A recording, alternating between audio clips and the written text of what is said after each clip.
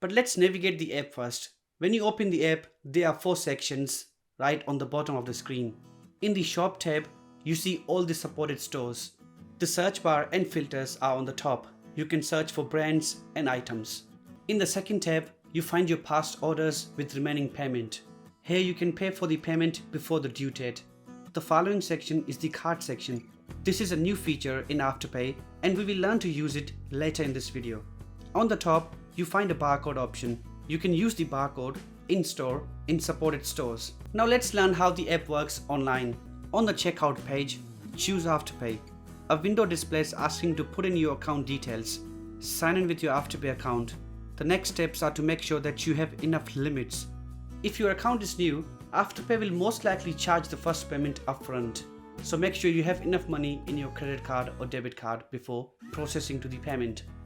After those necessary steps, you see the payment plan.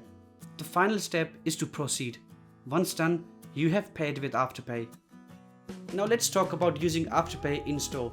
There are 2 ways to do that, and the first one is using a virtual card and the second one is using the barcode, which we discussed earlier. The barcode is an old-fashioned way. You tap on the barcode option and show the barcode to the cashier to scan. Like online, the app may charge the first installment upfront. After that, the payment is processed.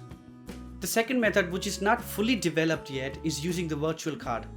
For this to work, your phone must have one of those payment apps such as Google Pay or Apple Pay. Tap on the button Add to Google Pay. For the iPhone, it will be Apple Pay most probably. Tapping on this button adds a virtual card to your digital app.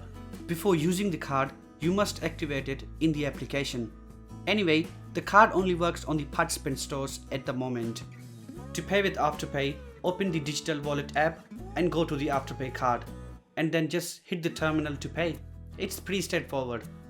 But sometimes this method doesn't work because it's under development and it only supports the participant stores. Anyway, before ending this video, let's cover some additional things. Bear in mind that you are charged a fee if you miss a payment. The fee depends on the total order value. If the order value is less than $40 or $40, you are charged a $10 fee. If the order value is above 40, you might be charged more. You can check out the link in the description to find out how Afterpay charges payments. The app sends an email and a message a few days before the due date, so keep an eye on that.